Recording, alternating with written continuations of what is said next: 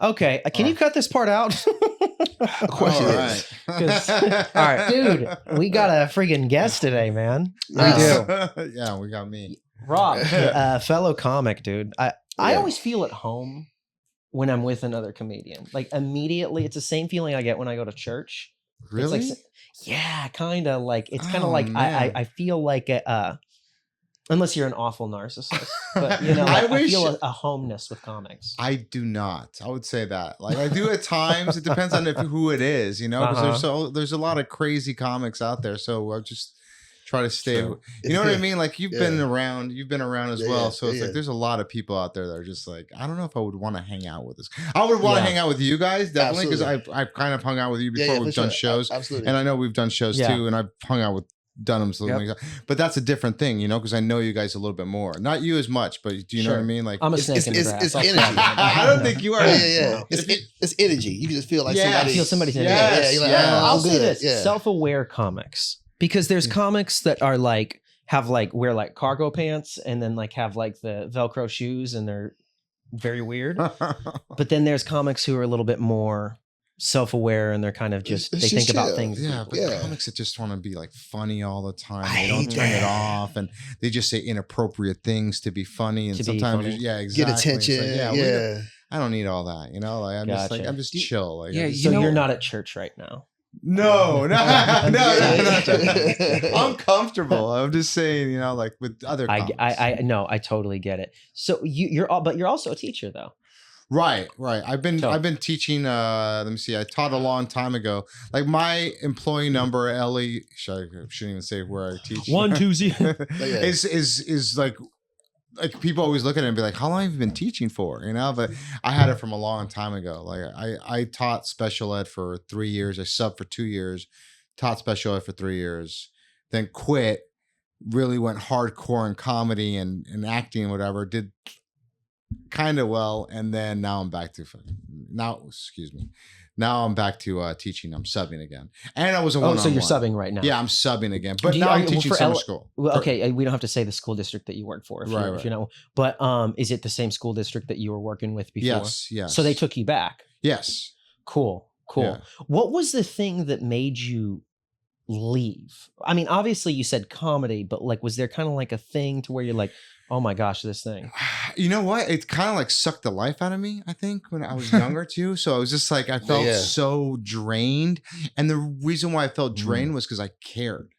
And like when you care, and I was working like I saw them as my kids. It was like my family. Absolutely. You know? And I just I would always be like, I mean, with special ed too, you got to be like cheering them on, like, yeah, you did the littlest thing you do, you know, because it's like you're trying to reach a goal with their IEP and all that. So it was that dealing with other teachers. Yeah. Teachers were like, especially when I had the mainstream kids, like I felt like the other teachers were like mean to my kids, or they didn't want them in the class. Almost like it was a Accept them. caste system. Like the special ed kids are the untouchables. Right. And it's like, you know, and like they were capable enough and like they were critiqued like, oh, he just sat there the whole time. Well, that was great because he didn't fool around. And he did you know, better. He took his steps. Yeah, exactly. Absolutely. Baby steps. But like to be around the other kids and to socialize. But I don't think that, you know, that kind of stress, you know, like. I get it, dude. It's scary. I came into teaching as a very codependent kind of people pleaser type person. I want people to like me. I feel empathy for people. Right. So much to the point that it almost is not healthy. And I feel like teaching has kind of healed that a little bit because it's making me start to put my foot down more and be like, no. But I think from your perspective, you really care for the kids. I'm not saying you don't care for the kids, but these are special eds kids. So it's that challenge to get to push them to that next level was just gratifying. Yeah, right? dude, it was a dirty dozen, man. I had 12 kids, man. It was like, and I had like 4 aides in the class, different one-on-ones. Everyone was very different. And, you know, some had more behavior problems than others. And absolutely. Like, and dealing with the parents too, man. Like there were the parents that are just so rude. The like, parents were? Yeah, because like one kid would miss school. Like he missed school like 90 days or something. Like something against the law. Yeah. You know, like, that's like truancy. Yeah, and people are like, well, what's the problem? Yeah, exactly. Yeah, and it's like, oh, he's never at school, It's like, Barbara. yeah, he needs consistency. That was my biggest thing that I That's still a form to of this day. abuse, in my opinion. That's like childhood neglect. It's If you're selfish. not, Selfish. Yeah. And it was so hard because like you started coming every day and then all of a sudden he wouldn't.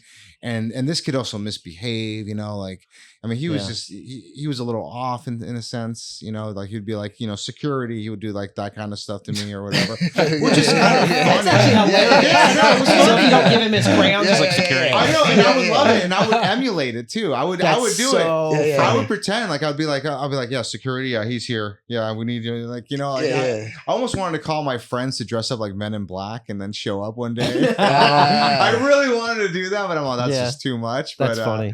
But yeah, you know, and that's the thing is too, when I was younger too, like I would do voices, I would joke around, I did Scooby-Doo, I did whatever like voice was available at that time. I was trying to do that to try to entertain the kids as well. You know? And it was like, I was new at stand-up at the time too. So it was like, you know, it was like my own like. You work out your jokes. Yeah, exactly. Yeah. You know? I didn't like the D jokes as much. Sped is, I did a long-term subbing for Sped before I was teaching regularly.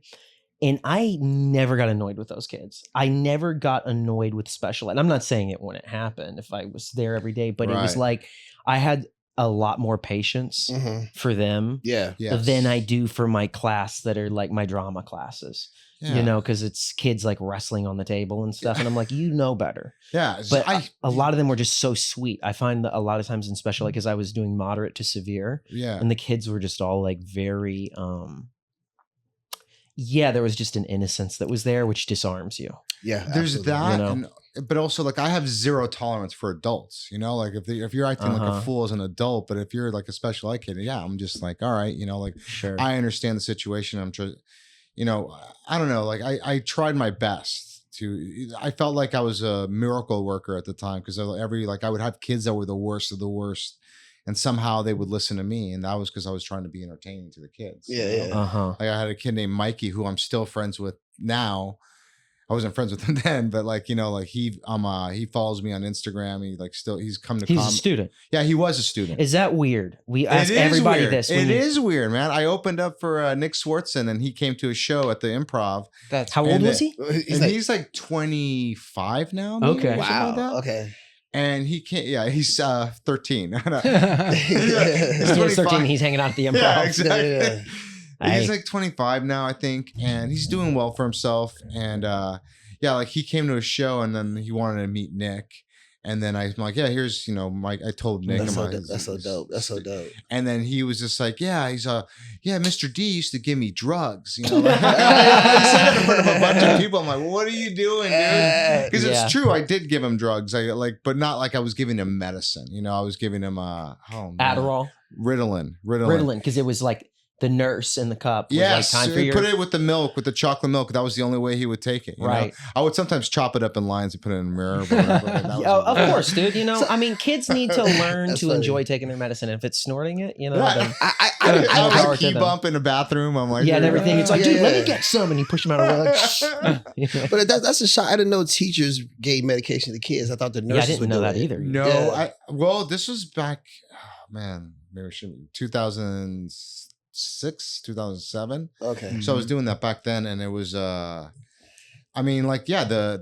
aide did, the nurse did. It was in the nurse's office when we administered the medication as well. Makes sense. We had to go. Yeah, we couldn't do it in the room. Yeah, but we would crush it up, and it was just, you know, like this kid needed it, but I remember him, and he still remembers me, and you know, he remembers how, like, I just remember his mom telling me, like, I thank you so much. I don't know what you're doing, you know, like, but because this kid would misbehave and was rude to other people and this and that, but he was just different with me. And I know what it probably was? You made school a welcoming place. Absolutely. Number one thing is if you don't make school or a class a place where a kid just feels comfortable, no learning is going to take place whatsoever. Right. And you said too, like, you were also probably like not only engaging, but it sounds like you're probably good with behavior as well as giving kid like boundaries and following rules, that kind of stuff. Right. I mean, I kind of like, I would sometimes, which you shouldn't do, but I don't know if you do or not, but like you emulate them when you emulate what they're doing, and then they kind of react to that, you know,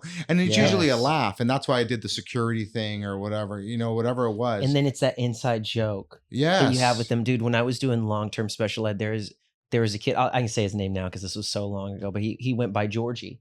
And then like all the other kids would call him Georgie Porgy, which I didn't realize that is it's a Toto song. Georgie Porgy. It's like make the girls cry. It's like it's a porn as well. Yeah. Is it really? Yeah. Sorry. That's like I knew I recognized. I watched it. I got it on VHS. No, yeah, Zoe used to produce. Yeah. I'm kidding.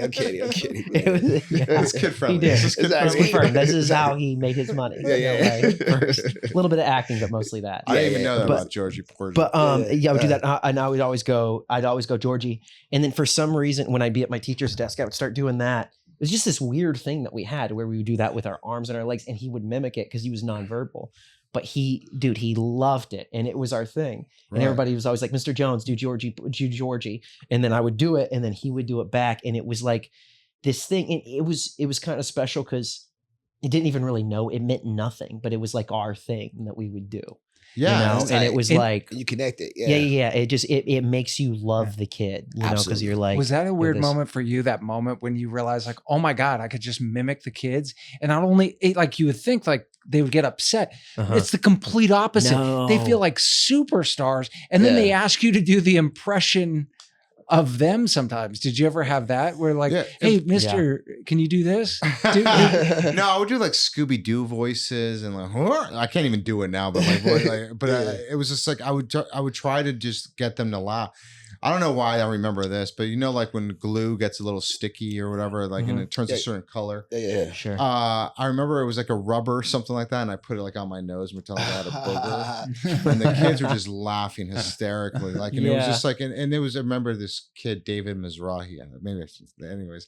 Why does that name sound familiar? He was a kid that would misbehave a lot and he wouldn't want to do his work, but like I would get him to do his work. And it was like just joking with him, like I'm like, do I have something on my face or whatever? And then like he's just smiling and laughing at me, going like, this is like ridiculous. So it was like 12 kids. What was it, elementary? Yes, it was elementary school. Yeah. Did you ever do middle school or high school? Yeah, I was a one-on-one as well. So a BII? Yeah. Oh my God. Dude. Talk about that, because we made a video about that, about how BIIs are underappreciated, and it went nuts because, dude, they have to I saw that video. They have to do the dirty work. Yeah. A lot of times, I like working with kids, and then I was, I just had a son, so I had to get a job. I couldn't just do stand-up anymore. So it was just like, I got a job as that. And this was like right after, it was right after COVID, and the kids there, man, it was like Dangerous Minds, basically. I showed up. I can imagine that. And luckily I wasn't the teacher. I would wear a hat. I would wear my hoodie and then just try to like blend in as much as I could, even though like there's a 40-year-old walking around the campus. But like I would try to blend in, and I had the worst of the worst kids. Like, I mean, usually sometimes you get to work with kids with like, like autism or whatever. No, I had like just behavior problems. Wow. And they would give me and since I was new, they gave me like the worst case. And this kid, I mean, he ended up getting, like, I can't talk about it, but like it was just rough. Like there was a sub that would come in and he would smell like cat pee. And all the kids, the sub did, and it was like an aura. Like I feel like I can see him in my mind's eye. He was like a older guy and like really big and round. Yeah, and he wore like a sports looks like coat, he hangs out at libraries with a pad over here. That's a piss smelling person. And I've ever smelled one. He like smelled so bad that the kids would tell him like, you effing smell. Like they would say to his, what did he say? Did he just kind of like look at him like, I don't smell. I don't smell. And then like, the kids would spray Febreze on him from behind him. Like, was he just kind of non-reactive? And I couldn't the thing is, I was the one-on-one, so I couldn't really do anything, because if I ever did say something, then all of a sudden the kids would all start going up against me. It was that type of environment where like I heard that there was like a gun found in someone's like backpack, and it was like a lot of like bloods were there. Like everybody was wearing like red and what grade was this again? What's it called? Bleeding. I guess they call it bleeding. That's the blood. Yeah. What grade is this again? This was I think freshman. Oh, okay. Is there more Crips or Bloods in LA? I thought there was more in LA? Bloods. There was more Bloods where I was. It depends where you're at, though. Yeah, LA's big. It's not one or the other. Yeah, I'm not an expert. expert. Where you're at. Yeah, it depends where you're at. You know what I'm saying? Yeah. No, but they were just so rude. Like this teacher was so bad though, because he was teaching homeroom and he wasn't the original teacher. He was subbing, and he would show up and just be like, "I'm here to plant seeds. I'm here to plant seeds on all of you. I'm going to plant a seed on you. I'm going to plant a seed on you." The guy who smells bad said this. And he was serious. And like I could see the kids like rolling their eyes, like just, and I'm sitting there going like, do you realize what you're saying? I even tried to give him advice. I said, hey man, like just let them do work that they have from other classrooms in here. Because he would give them these stupid, like, write a essay about your 5-year plan, or like how you can improve yourself, and the kids would be like, they wouldn't do it. None of that. He had to be an older guy, like in his 50s with a beard or something. Like, he didn't have a beard, man. But did he have an IEP himself? Exactly. Right. Yeah. Oh, I hate it, dude. It's funny. It's funny when you do go into special ed room, and then there is like an assistant. I'm like, does this guy have an IEP? Like, I remember that they I got my first job because I was a sub, mostly a special ed. The guy who was in there, he had like 2 giant hearing aids, but they looked like cordless phones. Like the guy who was like the teacher's assistant. Right. And then he walked in and had like these big, thick bottle coat glasses. And so I asked him, I'm like, hey, can I just go to the restroom real quick? And he's like, yeah, sure, go ahead. He kind of had like this, there was like something that was like slightly off about the TA.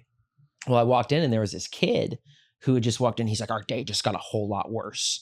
And so this kid was slamming an iPad like it was like a steel chair in WWE. And then so he goes, grab one of his arms. So I grabbed one of his arms and he grabbed one of his arms, and we called the principal.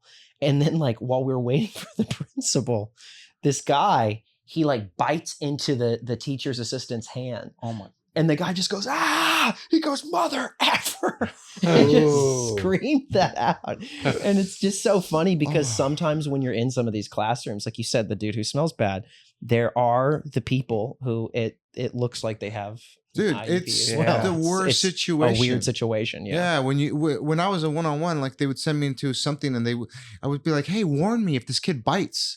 You know, like just like give me some sort of like give me some sort of like file, like a police report. I'm like, oh, what? You know, oh yeah, he bites. By the way, it's like, tell me this before I come in. Like, forearm guards. Like wear long sleeve. Like wear long sleeve. Like that's something that should be. Can you dress up as a hockey player? Yeah, like exactly. The Dobermans jump onto with the sleeve. You know. Yeah. And then you just got a kid. I had a kid that used to run all the time. That was a problem. Oh, runner. Yeah, runner. Special ed. Yeah, special ed. You turn your back, he's running. Oh, I see. So it happened. They call them runners. Yeah. He happened in the theater. You know, so he's in the theater, and the instructor turned their back, and he started running outside real fast. Like you had to catch him too. He's fast. Yeah. So I used to love that. I had a kid that would They'll run scale fences in my class. He would run, and when I was younger, I would just run next to him. Really? And then I'm like, I don't know where you're going. I'll be like talking to him, like, you're not faster than me. Like, and it was just like, and then I gained his respect as well. Because it was like he just. I would go that extra mile to try to like make him happy as well. Calm down. Yeah. Did you ever get frustrated when you couldn't get the respect of the kid? You know how like you go in there and you want to like reach the kid that nobody else can, but they're literally, you just can't pierce through that thing. Did that ever frustrate you, or did it ever happen? When the kid is he's just gone. Like he misbehaves the entire. Especially when I was at that school, like there were some kids in there where I'm like, I can't help you. Yeah. I would get the other kids. All of a sudden, I was just the one-on-one with one kid. Yeah. But I would make a deal with him and be like, I want to pretend like I'm just an aide. So that people don't know I'm your one-on-one. Mm-hmm. Because like the kids were even mean to each other. They'd be like, man, he's like, you so dumb, you in special ed. You know, I was like, you so dumb, you got a one-on-one. You know, like they would just all in the same place. Yeah, exactly. And I'm like, you guys are here. Yeah. It's like being in jail and someone being like, man, you got caught. Yeah, so did you. Exactly. 100%. Exactly. It's wild, man, because kids can be ruthless to each other. So mean. Absolutely. So mean. They say the most offensive stuff in middle school. Chris and I talk about that all the time. Oh my God. How so many people in education when you're getting your credential, they're like, social emotional learning and all these different things. And it's like, dude, when you go to a middle school, that kind of just goes out the window and you just do anything that works. I just always picture the teacher that's in like some teacher program, and they're reading their little book about what teaching is. Then they get in the classroom and it happens and they go, oh, what page is that on? And wanting to find it. There's nothing in here. There's nothing in the book that says if someone calls you a mother effer, it's like no one, like, how are you supposed to deal with that? 100%. Is it a book if a kid have a fight, what y'all supposed to do, a protocol of kids fight in the classroom? You just call. You separate it and you just call, but they usually send them right back. Yeah, no. Yeah. Dude, you don't separate. Yeah, what book you may be certified as a SPED, but as a general ed teacher, you touch a kid, you get fired. Oh, wow. Well, I didn't do that, but there was 2 kids, a fight broke out at the end of the year. And I go, no. And then like I stood between them, but I didn't actually touch them. I don't think that's bad if you do. I mean, you're right, but it's to some extent, you will get fired. Like if 2 kids are going at it and it's like the Rocky movie or whatever, and they're going blow to blow. I mean, you got to step in. You got to step in. Yeah.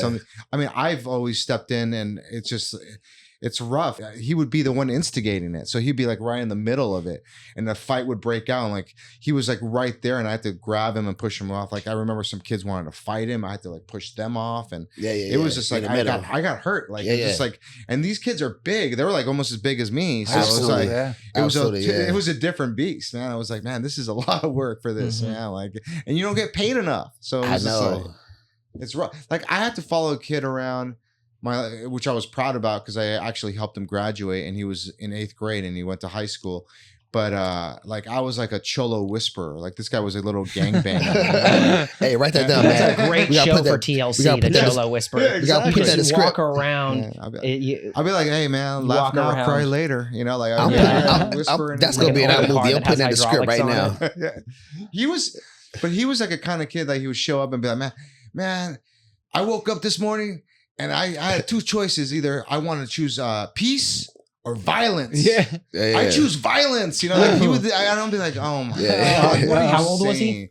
He was like 14, and he was like 14. He was trying to get into a gang, trying to be tough. He was. It was a lot of work with him, man. And I would use lines from movies. I'm not joking. I'll be like, help me. Help you. Help me. Help. I literally would get it. I would get into it, and I'm not joking. This one worked. He was talking about his dad. He was very upset one day, and I just literally just said, "It's not your fault, man." You're all Robin Williams. It's not your fault. No, I'm not joking. It worked, and he cried on my shoulder, and it was like. So you reenacted Good Will Hunting. Yeah, it was a moment where it's kind of crazy because I remember in the back of my mind, I'm like, wow, that actually worked, man. Like, where is this coming from? Yeah. It's weird too, dude. Because it's not your fault. Do you need to cry? Come on in. He came to me and then he put his head on my shoulder and started crying, and I felt, and I didn't want the other kids to see him crying because if they saw him crying, then his life is over. Was he a spectrum kid? No, he was just misbehaved. He would show up late. He'd always talk back to the teachers. He would act tough, like what? Like he just constant. Like I had to get his phone from him. I wrestled with him to get his phone off of him because consequences. It's like there's got to be consistency, and he would misbehave. He'd be writing the N-word somewhere. Like he would write. And he wasn't up. Black. And he wasn't. Oh, he would be saying it too. Like he almost got jumped by like other black gangbangers because he was talking smack to them. Yeah. I mean, this story goes on. Like he tried to start a fight at the school, and then after school he went to the other school, and he brought his homie with him, and then these other black kids were there, and they thought, oh, you heard we were talking this, and it was on TikTok. Wow. How long ago was this? This is like right when COVID was like 2 years after COVID ended. Okay. This is not long ago. And they recorded it, and he was there, and he was the one that instigated all of it. But he stood there and he ran away. You can see it on the camera. And then the next day he came to school. Everybody talking about it. And then he was huffing and puffing, thinking he was tough because everybody was like, oh man, you ran away. Ran away. Yeah. And it was like that's a wild thing. That's like something you see in a movie where like you get bullied and it goes viral on TikTok, but you don't ever think that actually happens. But The thing about school now, these young kids record everything. You remember when we were in they high record school? me sometimes. I'm like, put that away. We fight. I was after school or get to an altercation, we could get away with it. We just hear about it. Now everything's recorded to the point it's live. Yeah, dude, it's They go on UFC live. in front of the Jungle Gym. It's Yeah, World Star, yeah, man. It's like yeah, more yeah, live World yeah. Star because that's what was going on in the school too. Yeah. I'm telling you, that sub bad. that would get picked on. There's a video of him on TikTok of him getting pushed over a bench and Yes. falling. The And sub got pushed over the bench? Yeah, Yes. It's That- bad. they were so They mean record to this everything. guy. What do you Yeah. like better? Not to change the subject, but like just out of curiosity, what do you like better? Do you like subbing better, or do you miss like regular do you ever think about going back to the regular teaching grind? Or are you like, hell no, I'm only gonna do I'm subbing? thinking about it just because for steady pay and Benefits. Money, and the get paid in the benefits. summer. Yeah. Right. Are you and then- getting sub work regularly? Because I was I a sub am. last year. This year, all my friends that were subs were saying that it was It was a tougher. little bit difficult. I was getting so much more work because no one wants to sub there. I guess Yeah. that's what I was thinking because I would get like a call every day. As soon as I went to the valley and I changed my area, it was Way better. I know. I started No, it's not worse. getting calls. And Oh, I had to wow. like go to schools with a flyer and be like, I had to like step it up and be like, hey, I'm. So I started getting work from that. So Oh, like, you had whenever- so you had to promote yourself. yeah, I had Oh, to wow. go. Exactly. It's like, exactly. like passing out your headshot. Yeah, You're like, yeah, oh, here's my resume, here's my headshot. Yeah, I know. Yeah. And Here's it's a like- resume. Yeah. Yeah, 10 years of working Yeah. with kids, this Yeah, and yeah. that. Like I speak Spanish, like. Oh, you speak Spanish too? Yeah, yeah. Okay, that's yeah. a I'm bonus. fluent in Spanish. So, Okay. yeah. Kids Cool. are always surprised when I speak Spanish. They're like, Well, you're Hispanic, right? yeah. I'm Yeah, yeah. Salvadorian. Yeah. Yeah. Oh, okay. Yeah, I would know without that. pupusas. Yeah. Okay. Is that Every what time- okay. I love that whenever I say Salvadorian, you just Yeah. scream pupusas. Because Is that Salvadorian food? Oh my Yes, God, yeah. yes. So I they're think the it's ones good. that invented it. So here's the thing. The reason why is because I lived in LA for so long, but had never had one until last year.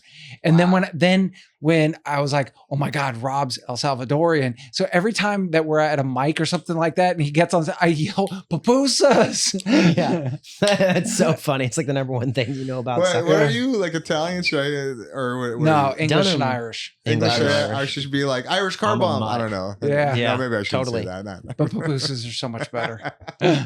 Oh my It's good gosh, food. yeah, pupusas are good. I haven't had one in a very long Oh, time. they're so good, but they're so bad, man. Like this is bad for you. Yeah. It's like eating a Calories. pizza. Dude, I mean, Uh-huh. everything that's great is bad for you. Yeah, I know. I absolutely. love Taco You know? Bell. Like Yeah, McDonald's, on like, the one you Yeah. know, it's Yeah, yeah. most of the fun stuff All is right, bad so for you. let me ask So- you, because Sorry. if people live here in Los Angeles, or if there's anyone listening that's coming to visit, since you know very authentic El Salvadorian food, are there any restaurants you'd recommend? Buen Gusto off of Fletcher, off of the freeway, off of the 5 freeway. It's off of Fletcher and like Silver Lake, kind of like by Dodger Stadium. Mm. Okay. Oh, That wow. place is really good. Really? It's a restaurant that my grandma used to.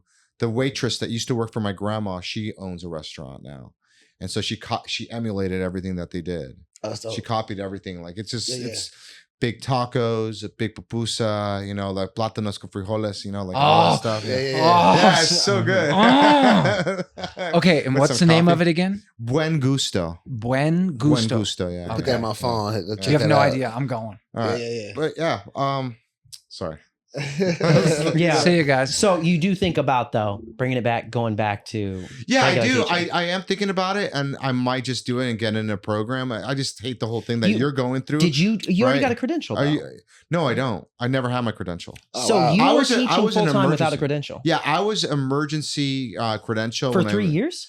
Yeah, for 3 years. I didn't think you could go because, dude, I No. was under provisional. Then they're like, you have to get enrolled. So now there's this whole mess. I've been in school for 6 months, but now they're saying at my school is saying LAUSD changed their paperwork. So that's what I was. So here, I know why. Because probably when Rob, I started teaching a little bit after that, there was such a shortage. It was that bad. It was Wow. awful. And then it actually went from there's nobody there that was credentialed and they were just kind of giving them and extending stuff to then LAUSD had too many teachers and actually had to do RIF people. Right. Oh, Which was really? so tough. Yeah, they were getting rid of people that were teaching for 20 years who were actually good at their job, but they didn't have the credentials at the Dude, time. it's a nightmare. It's one of the worst experiences of my life. What, getting doing a the credential, whole getting a credential? credential. Yeah, it's horrible. What are you doing online, or you go to school? I do it mostly online, and Chris told me, he's like, it's going to be tough, but it's just like, you're a step ahead of the game because you know how to teach. Like it's a job that you did it for 3 years. So you're ahead of me. Right. I mean, I am learning I kind of know how to do it because I'm a comic and I know how to have stage presence, but I think that the instructions are always there. I mean, I'm going to be teaching summer school and it's already like, they already got the slides. As long as you're tech savvy and you can do that, like I already know what I'm going to teach because they already have the curriculum set up for you. Well, maybe it's because I'm drama. Yep. And drama, I make up my own curriculum. That's what my girl tells me to do. She wants me to do. It's cool, dude. Drama. But they'll that's give you more fun, I would think, out of anything else. That's what I thought. But then, like, because it's drama, it's also a dumping ground. So I had, give or take, close to 40 students every hour. And so it was like, and then you're getting credentialed after school. So you're like, you're trying to figure out a formula that works, you know, and you're kind of making up the wheel as you go to figure out what these kids do. Cause you can plan a lesson plan, but it's like doing a joke that doesn't work. And then you're just like, oh, this whole hour-long bit that I formed is bombing. You have to be like really creative, you know? 100%. I make up stuff off the fly because I see it doesn't work and I'll go do this. But sometimes a lot of the kids, dude, they're in drama because they want to goof off. And there's nothing you can do. Do you ever dress up like Shakespeare with a skull and come in? Oh, dude, I goof off with them all the time. Doing like a monologue. Yeah. I goof off with them all the time and they are easy to make laugh, but then sometimes that emboldens them and they get super hyper. Yeah. You'll make a joke or like you said, do an impression and they'll all be like, and then they just go crazy and they can't emotionally regulate. That's middle school. That is the toughest thing about it is when you're being friendly and you start joking around with them and then it starts getting a little bit out of control. Now that I'm older and now I'm like, I don't have the energy that I used to have and I'm just not like smiley as much as I used to be when I was so full of hope and joy. But now it's like, I'm just like, all right, knock it off. I'll be like, and I just tell them, and this is the way I work as a sub is just like, I'm just like, listen, we got some work to do. You finish your work. I check your work. You're done. You got free time. That's it. Like, it's just like you earn free time, and it seems to work, and the kids love it. And that's what I've been doing a lot with them. Like, you got to do a certain amount of time on your computer, and I look at how much time they did or whatever. You know, like it's like 30 minutes of iReady math or iReady. You know, and if they don't leave me, I just try to make it like motivational for them and be like, you know, like, and I even look at the whole thing. I'm all, where is the weakest link? Where's strongest as our weakest link? And I'm like, oh, this guy's only done 10 minutes and everyone else has done 30 minutes. He's like, what are you doing? You're fooling around, you know, like, because they're constantly trying to go on YouTube or they're watching some other videos or like, do you feel like, so you subbing, right? Do you feel like it's challenging to get them to respect you when you first start teaching? That's the thing is when I was younger, it was like, I had maybe a couple times that was difficult, but now as I'm older, I think they just see me as some old dude that comes in and they're just like, we're going to mess with him, you know? Like, so I've had maybe like 2 classes where I was just like, oh man, these kids suck. They're just like being rude and disrespectful for no reason, even though I'm like trying to get them free time or I can take you guys out for PE or I can give you guys what you want. They don't respect with free time, dude. In my classes, the more free time I give them, the worse well, the yours class is gets. Drama, right? Yeah. But if I'm like, all right, today we're not going to do a discipline thing. You guys don't have to. At the beginning of the year, I'd give them like 1 day a week to where it'd be like free time. But then the next week would suck. Yeah, because they need structure. Yeah, 100%. That's the thing is, they always. I am so big on consistency and structure. If you don't have either one of those, you're lost, and the kids are going to just run over you. Yeah, run all over you. So it just depends on the kids too. But this kid was just, this class was just a bad class. Everyone knows in the school, like they're happy to see these kids go away. Like, are you? What are you teaching? Is it special ed or regular kids or what? I K through 5th. Okay. Elementary, and I do special ed. I do get called a lot for special ed because when I do work special ed, the special ed teacher likes what I do. And the fact that I even engage with the kids, because some of these subs, they just show up and they sit there.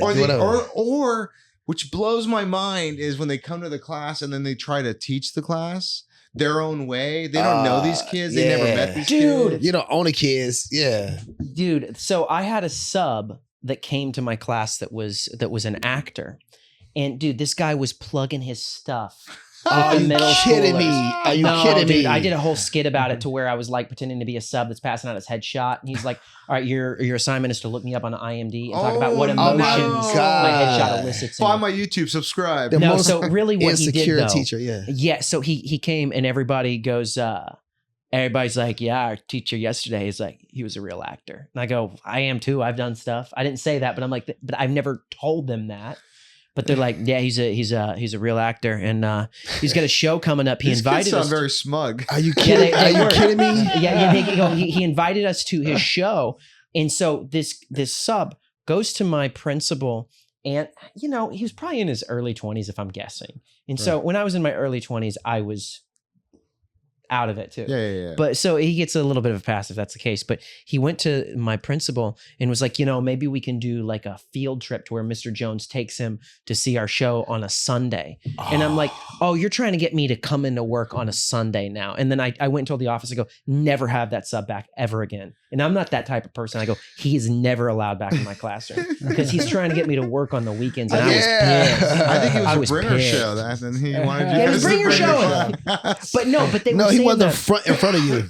And like he was like doing that, and like all he did all day long was I was doing a play with these kids, and he was giving them like they said he was giving them notes and stuff, and I'm just like, oh my gosh, dude, I gave you a syllabus, or not a syllabus, a lesson plan. Just freaking follow it, man. You're there for a day. Don't try to like come and hijack my class. Yeah, and like why would I want you back? Wow. Yeah. It was wild. Yeah.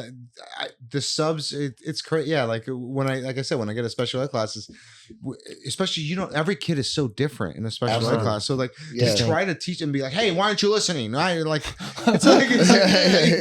one-on-ones tell you everything. And a lot of the time, that's why I loved sub and special ed, is you would go in and there was almost like the head of the one-on-ones, right? And they like would student-wise, you mean? No.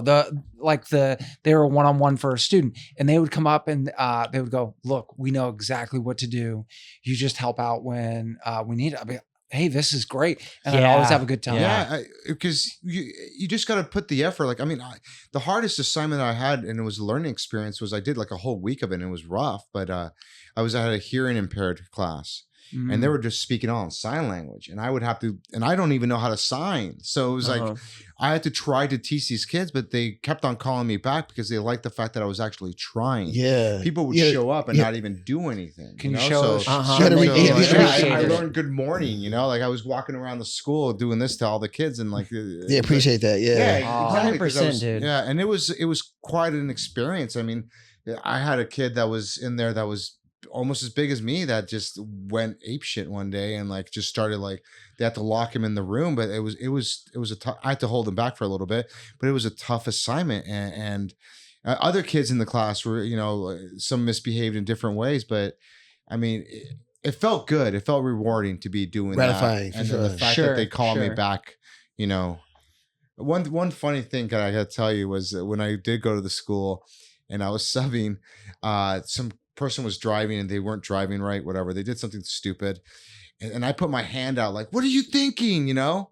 And then like later on I park, and I didn't know it was a hearing impaired school. So like this lady comes up to me and she's like, oh, what was up with all that hand gesture? And I'm like, oh, I was telling them to go or whatever, It was like, oh, you're not from around these parts. And I'm just like, what the hell does she mean by that? And then I got into school and I'm like, I've worked at that school before. It's sort of close to South Central. Yeah. I've worked there before. I actually loved subbing at that school. Yeah, because everyone was so nice. Chill. Yeah, and everybody was all the kids are hearing impaired. Dude, it was such a cool school. I loved the staff there. I would have worked at that school. Ago. Yeah, the staff. I loved that amazing school. Staff. Oh, really? Okay. Other than that lady being like that and not like understanding that I wasn't trying to. 100%. There's always one. Yeah, right? But after that, like they would call me up, and I worked that school quite a lot because I actually try to teach the kids, and I would and I would interact with the kids, and I would, like especially in special ed, it's always like you got to do one piece of paper.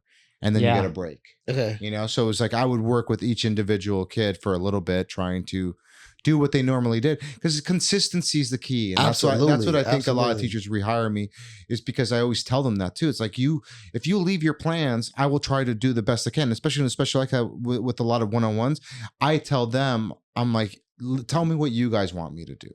Sure. Like, like, oh, is this what we're gonna do now? We're gonna work on this.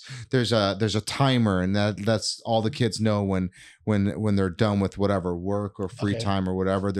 They all react to it. They all know what they're doing. And if you start going against the grain or try to do it your way because your ego's too big or you're a narcissist and you feel like your way's the right way, you screw up, and that's when kids start having meltdowns and you just have to do it like just picturing a guy like just plowing, just plowing through all of that. Everyone just angry and crying and just like, nope, it's your fault. Yeah, I feel like you run into so many of those people that you just spoke about in LA, and it's like you see them sometimes in education, but it's a little less. But I've met some of the funniest characters that I've ever met. I've met in education. Like there was when I was subbing at one class that was special ed, there was a lady that looked like Dolph Lundgren in Rocky. She was like huge and she had a Russian accent, and like one of the kids kept getting like this toy out that he made with like Legos, and he would just going up to all the kids and doing like a heartbeat sound, going like and she's like, stop that. And then he kept doing it, and she grabbed it and just like crumbled the Legos like that, and the kid was like, and like just started crying, and I was like, dude, Dolph Lundgren. She actually said, if he dies, he dies. Yeah, she goes, if he dies, he dies. So funny. I did want to say, because you were talking about meeting interesting people and like how like the one-on-ones especially too, like some of them do the job, but they're not doing the job. You know what Absolutely, I mean? Yeah. And I've been in classes where I was a one-on-one, and I remember it was like there was a lot of one-on-ones in the class, and the teacher just they're on their phone, or the teacher just asked one of them to like make a copy or hand these out, and then like the lady got so mad. She's, I ain't doing that. That ain't my job. And I'm just like, I'm sitting there like, it was so weird. It's like, man, trying to tell me to do, and she kept going on, and then I was like, all right. Like I'll hand it out, like it's not a big deal. Yeah. You're handing it out to like maybe 7 kids. There was like 6 adults in the classroom. Like that's how many one-on-ones were in the classroom. But it was just like a simple thing, and it's a team effort, man. And that's how I view it too. And I hear that's the hardest part about those classes. It's always one bad teacher out the bunch. One bad one-on-one with just a horrible attitude, man. Absolutely. That makes it hard for you guys sometimes. Yeah. I mean, when I was in the high school, I had another one-on-one, not a one-on-one, but she was a teacher's aide, and they had a microwave in the classroom, and she decided to warm up lobster. You gotta be kidding me. I'm not joking, man. You gotta be That's kidding me. such a funny thing. That's so trashy, but so bougie at the same time. Oh my god. And she was like, was she wearing sweatpants? She was a bigger lady, and she just would sit. She would not want to move around a lot. She talked back to the kids. She would antagonize the kids. Anyways, it smelled so bad in the classroom, and everybody was like, "What's that smell?" And she would be getting mad at everybody for that smell. And she came at me because I was complaining about it. I'm like, oh my god, like I'm gonna get that out of the classroom, dude. Yeah, microwaves lobster in I general. have a recording of her. It's so bizarre. I have a recording of her on my phone in a classroom. Lobster. I want to see it. No, I not of her saying it, but it's her just talking and her just talking trash. Because I was building a golf, like what's that? Not golf, soccer. It's called foosball. I was being a foosball for the kids in the class. The teacher got it, and I had some stuff on the ground, and she was complaining so much about me with the stuff on the ground, saying like someone's gonna trip, someone's gonna fall. Oh wow! But because of that smell in the classroom, she started talking crap to me about that. But she wasn't looking at me, and then I even said something to her. I'm like, "Excuse me, so I ain't talking to you." I'm like, "You're talking about me," and then like I had to walk out of the classroom because she was so disrespectful to the kids. She would antagonize the kids. She had no business being at a school, and she had been doing it for like, I don't know, 15, 20 years or something like that. Wow. This lady had no business being around other kids. She acted like a kid. She would talk about other people. She would talk trash about the teacher. She talked like, it was just so...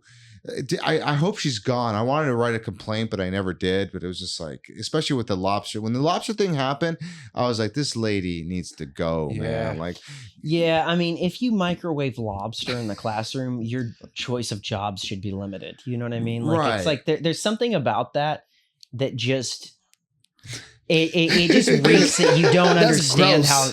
Yeah, like you don't. you're gross. Like you're straight up gross. You're gross, and there's like a level of awareness that is just not present. Yeah, but she was selfish. She's selfish. You're shellfish. Yeah. She was shellfish. That's a deja vu. Yeah. That joke right there. Yeah, she is She shellfish. was oh man, I wish I remember her name because I would just say her name because I hope she's fired from that job. But she was just so like, I remember like she would go at the kids and just like, and the kid would not even barely say anything and be like, you think you a man? You think like, it was just so like, I felt like going like, leave him alone. Just leave him alone. Like I felt like telling the teacher, like tell her to leave the kids alone. You're making it worse.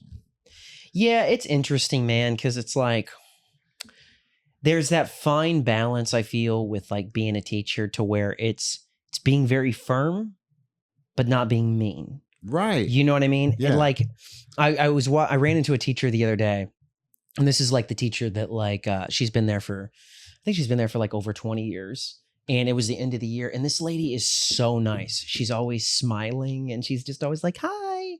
And just like the sweetest lady ever.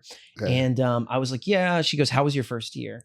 And I was like, it's tough. She goes, yeah. She goes, and sweetest lady ever. She goes, you just got to get to the place where you're angry enough to like really put your foot down. She goes, when you get like to that place where you're just really angry, she goes, the job gets easier. And I could never picture her saying that because she's so sweet. Like her energy is just like I bet this huge aura. But I don't know what she's like in the classroom, but then I have seen other teachers before to where they're just completely like, there's no breaking that military sergeant thing. So it's like there's a balance I feel like in there. I try to balance that as much as I can, and like it's I said, hard. it could be hard because if there's a kid in there that doesn't want to listen and he's hitting other kids or he's walking around and doing dumb things or trying to do a lesson or whatever, it's so hard when there's just a kid that just. But I'll be just like, leave him alone. Like he wants to study, he wants to learn. He's like, you don't want to learn? That's fine. That's what I do. I do the more I don't care. Like you want to misbehave, go misbehave over there. Misbehave. I just do what you want. Usually they come back, and then unless it depends on, what they're like. Cause I don't know why I'm saying this, but it's always funny. Like the kid that goes around hitting everyone, when he finally gets hit, and he starts crying. You're just kind of like, dude, I'm glad you get you. Like that's I'm street glad justice. you got it. Yeah. That's street justice. It's the vigilante system that I can't be the vigilante in this situation, but Johnny can. Yeah, no, and I'd be like, you don't like it, right? So don't do it to other people. I'm like, it was. Oh man, there's been some tough kids. There's a kid. It was like near the end of the year. There was a kid that started like crying. He's like, I feel like he just punched me in the stomach. And then he goes, oh, he's a liar. Like this kid has a little bit of a speech impediment. He goes, I did not punch him in the stomach. He goes, I punched him right here on the bone, so it hurt worse. He sounds like John F. Kennedy. Yeah, sort of like that. He's not from California. He sounds like Mayor Quimby. It's Mayor Quimby. Yeah, that's maybe that was not the best impersonation of him, but he has like a speech impediment, So he goes, I punched him right here. He goes, it hurts worse. And I'm like, you should have just went with the punch in the stomach. You should have let him, because that's worse. Right. But Matt, I've heard you do that voice before, and now I'm always going to associate it with JFK. John F. Kennedy. It's not what your Cheetos can do for you. It's what you can do for your Cheetos. It's so funny. Maybe he's JFK reincarnated in a chubby Hispanic kid. Do mentally you have to prepare yourself before you go to school? You like, to be in the right space. It depends on the class. If it's that class that I'm like, I know it's going to be rough, But I think most of the time, though, I would say 80% of the time, 70 maybe, the kids usually behave themselves and they follow the rules and they do what they're supposed to do. And like I do have kids in the back that just want to do whatever they want to do. And I've even said this to kids. I'm not here to change anyone's life. Like I'm here for a day. Like I'm not going to invest that much time into you to the point where because it's hard when you tell someone to do something and they're like, no. And just stare at you. Yeah, and you're like, all right, well, exactly. And I'd say, I can't force you to do it. It's fine. But my thing is like, I'll just say, all right, you want me to call your parents? I'm like, you don't know my parents' number. I can get your, this happened recently. Like a kid I was only in this class for like maybe a half an hour and these kids were rough already, you know, but like this one kid was talking, like mimicking what I was saying. And this, it was like, the worst is when you call home and it does nothing. Oh, dude, a kid, speaking of saying, you're like, I wonder racist, why this kid, this kid was saying racist stuff. And I go, stop saying that in my class. And then I heard him do it again. And so I was like, I'm calling your dad today.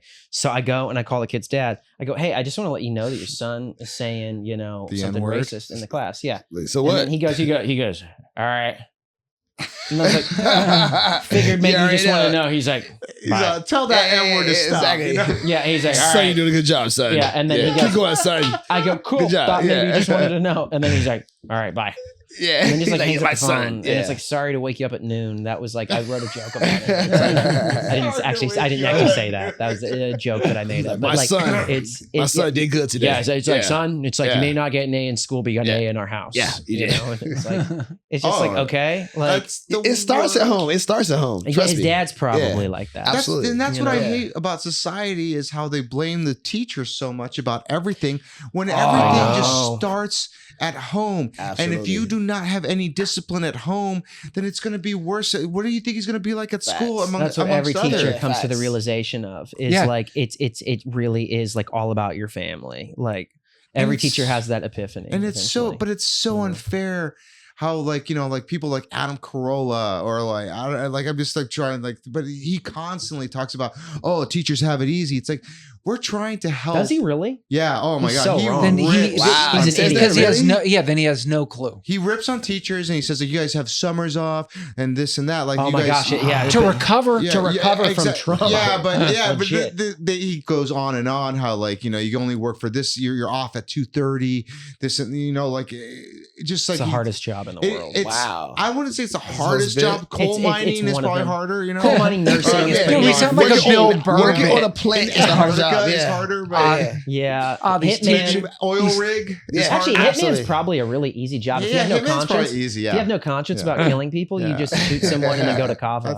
That's how I feel like some of the kids have no conscience. It's like, it's like 100%. Yeah, there's some sociopaths out there. For sure. It is one of the hardest jobs, but I always just find it weird when like they just blame it. Parents just pass the buck and be like, "Oh, it's the teacher's fault." It's like it starts at home. Have you seen that video? This is just the fact. Like I would be like, if you don't do work with him at home, it's like you got to read with him. And it's a small pamphlet, like it's like 5 pages, and like it's like see dog run, you know, like see spot run, and it's like each page, and it's like if you don't even take the time to do that, how do you think he's going to get better? Facts. Like just even for 10 minutes, just read to your kid, dude. Just for 10 minutes, it's so lazy. What I've always said is that when a parent hasn't raised their kid the right way, when that kid comes into the public school system, trying to get them to act the right way is like trying to deprogram somebody from a cult. It is so incredibly difficult. Yeah, it is. Because that's a great explanation. Everything absolutely. like is everything you're trying to tell them is literally the complete opposite of what the cult their parents have been telling them. Yeah. And it's painful for them too. You know, and it's just, and you go, because all I can do is reinforce, hopefully we're all on the same page, right? With behaviors, so that I reinforce all the stuff that's being taught at home. So the kid realizes, hey, it doesn't matter if I'm at home, I'm at school, you know, whatever. I say, please, I say, thank you. I'm nice to people. They're nice to me back. And some kids, man, they're just not getting it. Yeah. They don't get bad habits for the parents, for sure. Have you guys seen that video on TikTok of like it's like a hillbilly lady, and she's like, the school called me today, and she goes, she's your job whenever she goes, I was getting my nails done, and it was like just this redneck lady. Was she Asian? No, she was a white lady. I was guessing from the impersonation. No, she's very Southern. Dude, JFK. Yeah. Man, Wemby. I mean, doing. I always like guessing the wrong race. Asian. No, she's totally Asian. Asian sound like this. Yeah.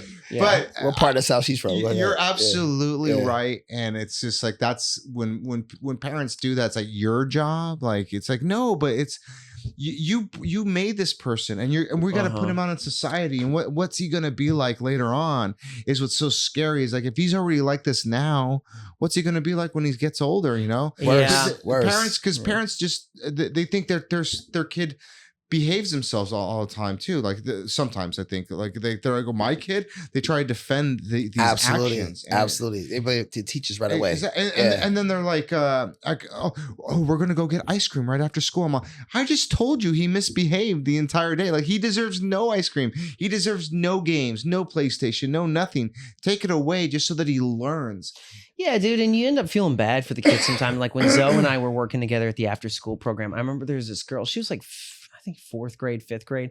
She was always dressed so inappropriately. Like, I'm like, dude, if I had a daughter, right, you don't dress a 4th, 5th grader like that. You know what I mean? Yeah. And I see the mom, and the mom shows up in like a Playboy bunny shirt, and it's like pushing a stroller with like it's like, yeah, and you got to get to, but it's disgusting, and it's sad, you know. I think with the kid, you got to give them some. You give them grace. You got to give them grace. It's not her child. Yeah, she doesn't know any better. Yeah, right. It's just sad. The problem is always with the parent. It's either sometimes just lack of parenting and the fact that they don't even give their kid attention. You know what I mean? So the kid comes into school, and what do they want? Attention. That's a form, in my opinion, of abuse, is like neglect. Yeah, they're all. It's always, and that's what does suck. Because then that makes me feel bad. It's like, oh, I look at this kid in a certain way, but I'm like, oh, I just find out, like, you know, maybe he doesn't have parents at home. He doesn't, you know, something bad happened or whatever. Absolutely. Yeah. And you hear that story, and you're just like, oh, like. It still doesn't excuse behavior, because in the end, we still got to deal with it, correct the behavior, and help put them on the right path, you know? But for me, because I have to deal with that kid on a daily basis, I have to give them that grace, and to know the real people that I'm upset with is not him or her, it's the people at home. Yeah, dude. It's like, you don't get upset at like a video game. You get upset at like the software or the developers of it. You know what I mean? The people who programmed it. Like, if the video game sucks, you know, you're like, well, who programmed this? Kids are just an empty kind of space in a way, you know? Like, I don't think parents are asking the right questions, you know, with the parents and the kids. Like, what did you learn today? You know, what your teacher teach you today? You know what I'm saying? Kids are not talking to their parents about their day at schools.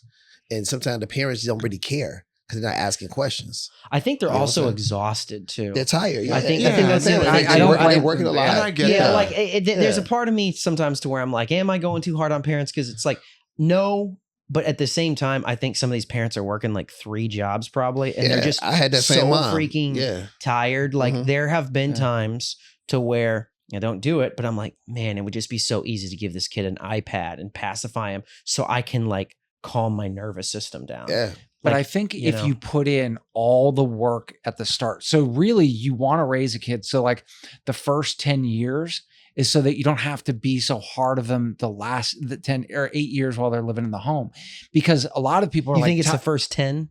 First, whatever, because then they learn back. Like, good example is, you know, when it got to a certain point, my dad, you know, would actually physically discipline us, right? The thing is, he didn't have to do that past the age of 12. Right? You learned your lesson. We already learned our lessons, or we already had things taken away, to the point where my parents made us so responsible. I never had a curfew growing up. Because they knew I was responsible enough, and they taught me that. But they had to put in a lot of work at the beginning. Absolutely. And that's the same thing when we start day 1 with our classrooms. If you start, you know what, I'm going to try to change things up on day 70 in your classroom, you're screwed. You are screwed, dude. That's why at the beginning of the year, I screwed up. I had to be so strict. My first year teaching was I had to change things up, because I'm like, okay, well, now I'm going to do a treasure chest, and I'm going to like do like token economy, and now you're going to get these tickets, and whoever gets the most amount of tickets, and you know, and it was like, and then I would have to go to the 99-cent store to buy a bunch of toys and this and that, and like I would let them choose their toy at the end of the week, and then I pushed it to a month, and then it was like they needed immediate gratification, and it's like I was given candy at the beginning of the year just to get kids to get up to do a scene. I'd give them candy, and then I had a teacher. He goes, "Don't do that," and I go, "Why?" I go, "It's working." He goes, "Because you are going to have to do this for the rest of the year, all the time, or you're screwed." And then this teacher's a really good teacher. He's like, "Don't do that." And like I did it for a while, and I don't know. This whole year was rough.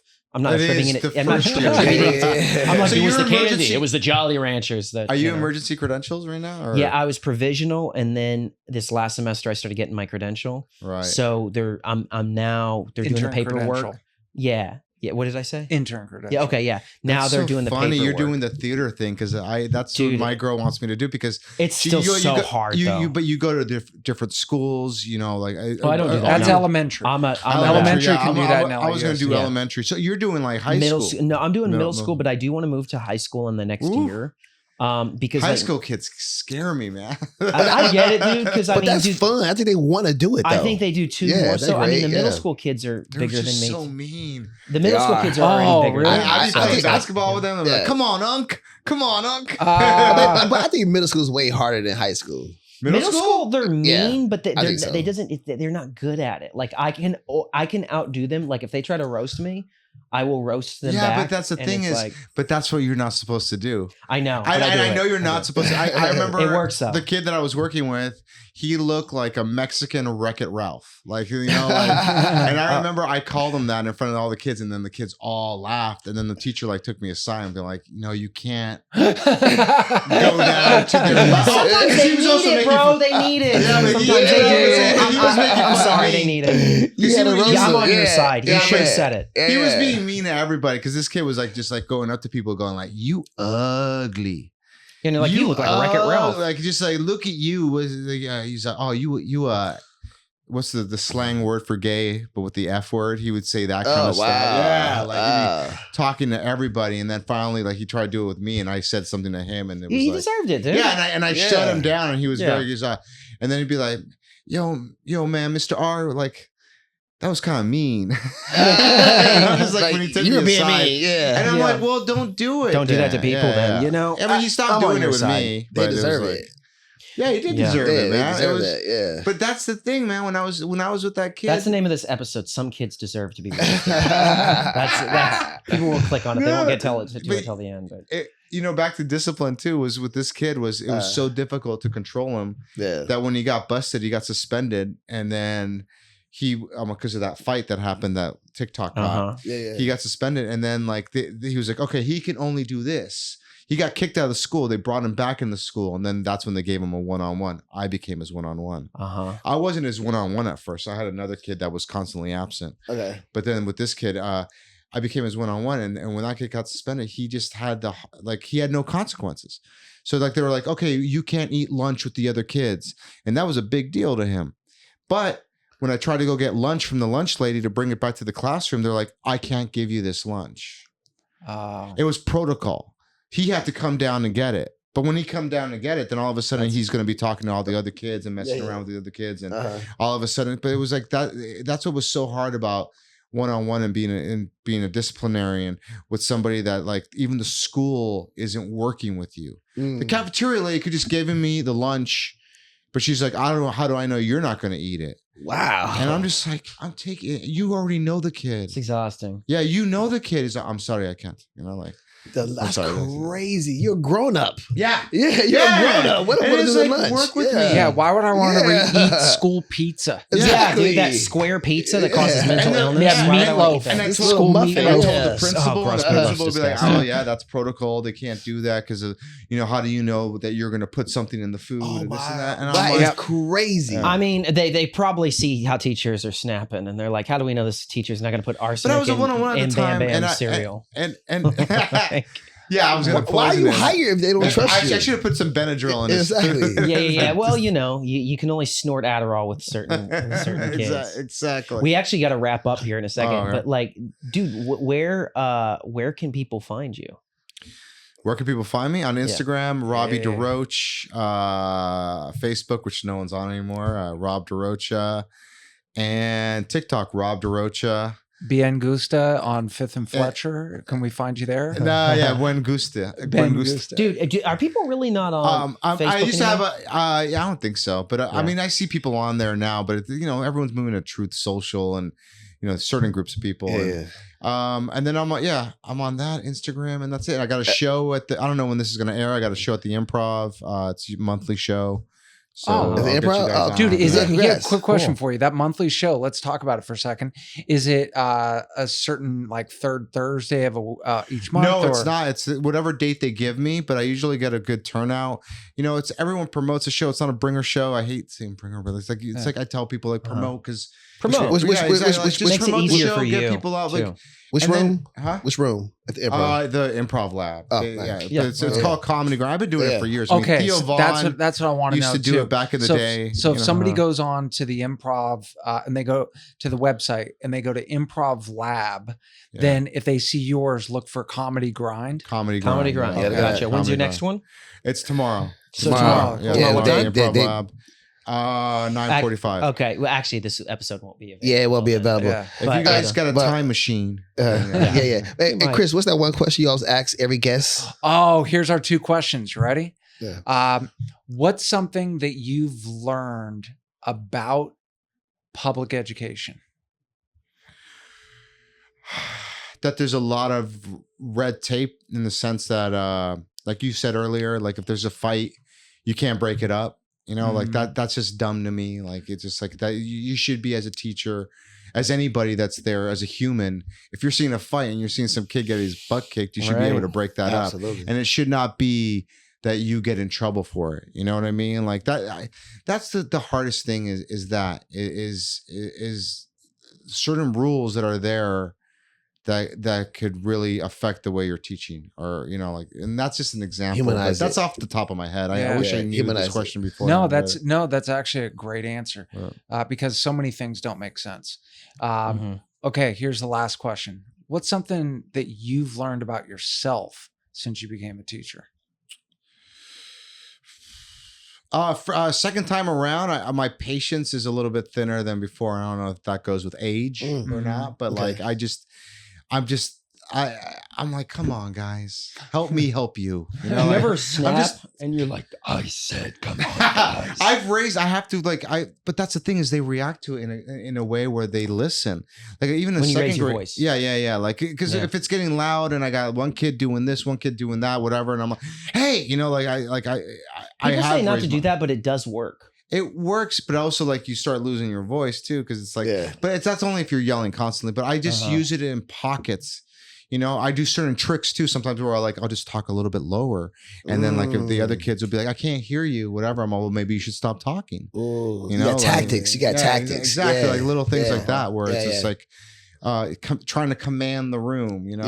So, but raising voice is something that but the patience.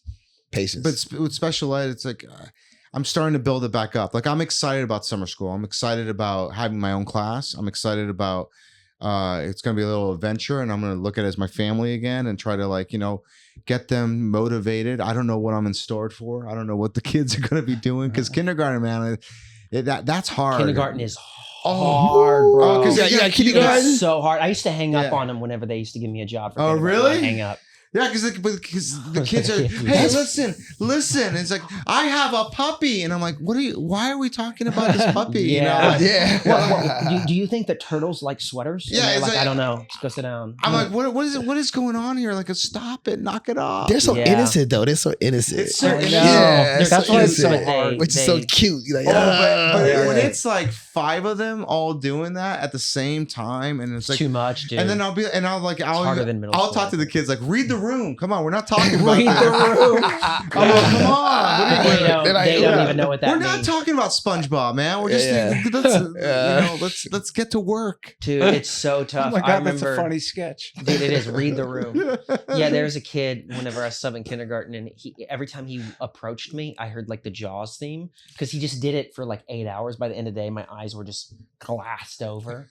And because he kept walking towards me, and he like, dun, dun, so, I know the feeling. It's like, oh, here he comes. Kindergarten again. is tough, dude. So kudos. But there's people who are cut out for every type of teaching job, and there's some people who, for lack of a better word, will use a church word, anointed for different tasks. So where it's just like, there are kindergarten teachers that love it, dude. Yeah, I try to make them laugh still, you know, like when I do roll call, I'll be like, is there a Peter Parker, you know, like, and then the kids, like, you know, if they know who Spider-Man is, they'll be like, what? And I'm like, it says it right here. And they're like, what? And I'm like, is there an Optimus Prime? Is there a Barbie? And they all just start laughing. Dude, and their laughs are so aggressive. They're like, ha, ha, ha. Yeah. Oh my God. It's almost like they're taunting. I wish I could do that with a crowd. Just be like, yeah, is there a Peter Parker? And the crowd would be like, this is not funny. Yeah, like some drunk guy just like blows his drink out of his mouth. Like, Peter Parker, like Spider-Man, babe. No, but it's I enjoy it, and I can be silly. 100%. And I gotta gain back that silliness that I had when I was younger too. It's like when you get older, you just start like, you know, once you get in your 40s, you're just like, you're tired with it. Yeah, it's like, oh man, life. Yeah. Rob's got his DaRocha. Does it still feel weird to hear kids call you Mr. They call me Mr. D. Mr. D. Yeah, but sometimes they'll be like, "What's your real last name?" And I'm like, "It's DaRocha." And like, DaRocha. This is why I don't say it. Yeah. It's not cockroach. It's not that I beat them to the punch, and then they laugh at that too. And I'm like, we'll just call it Mr. D. You know, like when I was at the other school, they call me Mr. R. Because they knew my name was Robert. I don't know why. That's what they did differently in England. Or they just call you Mister. That's Mister. Mister. Or Senor. Low back. Yeah. Hefe. No. I would love to be called Hefe. Oh, dude, yeah. Cool. What does mijo mean? Son. Son. It's a term of endearment. Like, mijo. Some of the like older ladies will call me that. Yeah, no, they would do that at the school. Mijo. It's okay. It's okay, mijo. Yeah. Mijo. Yeah. They probably think I'm one of the kids. Not everything. It's a sweet thing. Yeah. It's a sweet thing. Yeah. Like, they're like, you got good grades this semester? I'm like, I gave some. It could be condescending too. It's like dear or sweet and dear. Mijo. Yeah. I mean, if a girl calls you that you're the own your own age, like mijo. I would feel sorry for you. Yeah. It's like if a girl pats you on the back. Yeah. You know? That's how you know if a girl does not want to hug. Like if you give somebody a hug and they're like, it's okay. You're like, okay, all right. Yeah. You know, but dude, it was great having you on today. This is a good podcast. Dude, you're awesome. Thank you. Great interview, Thank bro. you, man. Good. Yeah, great Thank you for having me on. I appreciate it. Yeah, brother. Thanks, man. Stay educated. We've never said that before. Stay educated. I'm so tired. Enjoy your summer. Let's go, teachers. Let's go. Yeah.